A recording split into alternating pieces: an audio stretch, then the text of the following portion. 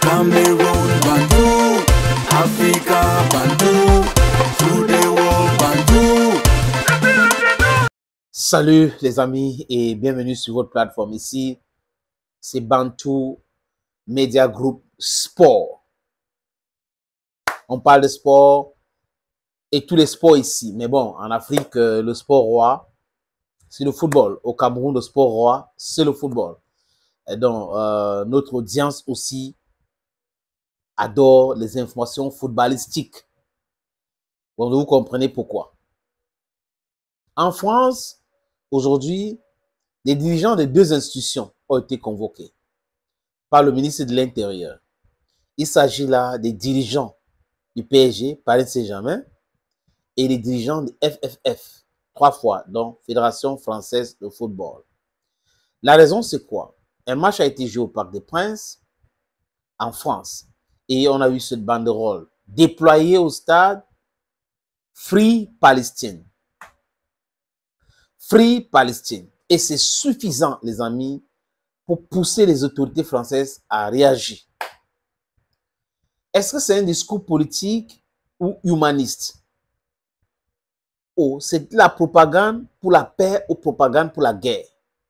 Free Palestine, c'est quoi? C'est demander la libération de Palestine.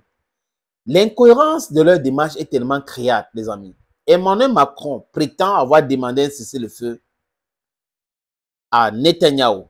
Il prétend cela. Il a essayé, avec cette simulacre de demande de cessez-le-feu au Liban. N'est-ce pas, les amis? Mais c'est le même gouvernement de Macron qui vient dire qu'il ne faut pas mélanger la politique et le sport. Quelques questions. Quand il y a de cela, il y a de cela 10 ans, quelque chose comme ça, Benjamin Netanyahu, then Prime Minister, avait bloqué l'école à Gaza. Est-ce qu'on avait interdit aux athlètes israéliens de participer à différentes compétitions? Non. Et je suis d'accord. Ils ne sont pas les responsables politiques. Ils ne peuvent pas subir les choses que les politiciens font.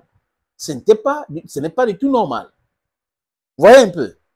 Quand George Walker Bush, le grand criminel, Tony Blair, le grand criminel, avec certains dirigeants machiavéliques de l'OTAN, ont décidé de bombarder l'Irak.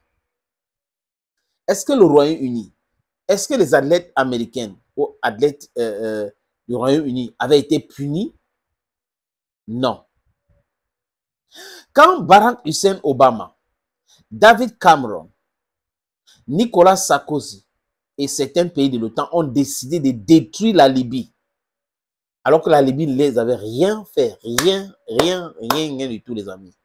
Est-ce que les instances de football mondial, de cyclisme mondial, de basket, et j'en passe, avaient sanctionné les États-Unis, le Royaume-Uni, la France, etc. Non.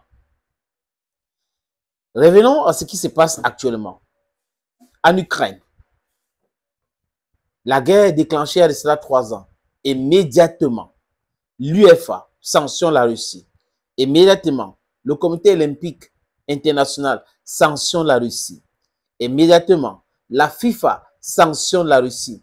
Vous comprenez en cela quoi? 2 poids, 2 mesures. Ça, c'est la politique.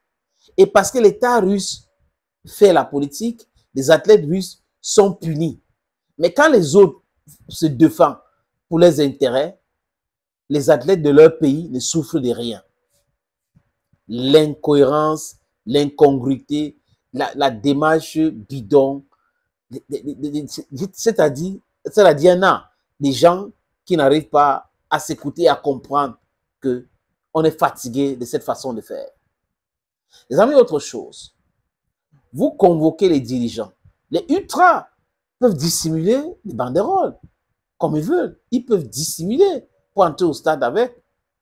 Mais pourquoi est-ce que quand ça concerne les autres, c'est normal de mélanger la politique et le football ou le sport? Mais quand ça concerne l'Israël et les Occidentaux, il ne faut pas mélanger le sport et le football.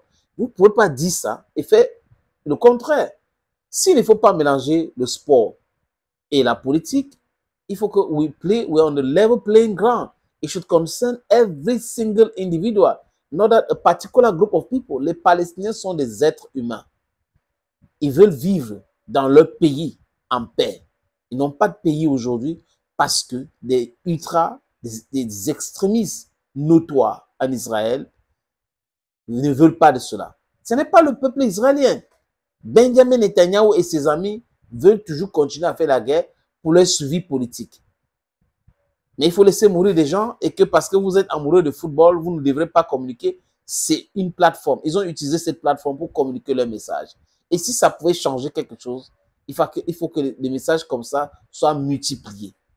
Thank you, friends, and bye-bye.